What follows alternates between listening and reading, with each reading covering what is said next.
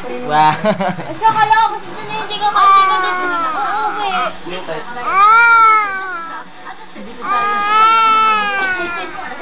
ayun na lang ako nga na iubos ng rin.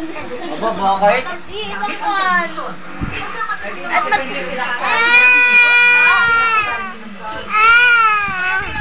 mas... surveillance camera sa mga matataong lugar gaya nito.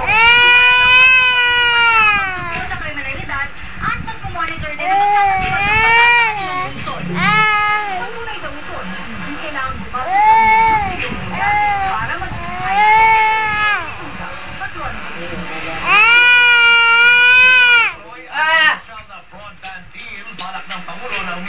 Sa ibaba mo naman yung ilang person at yun ang kami na kailangan pumunta sa Live mula sa India, nasa linya ng telepono si Nadia Trinidad. Nadia? Andrel. Alvin, huwag mo nga itapat na inyo.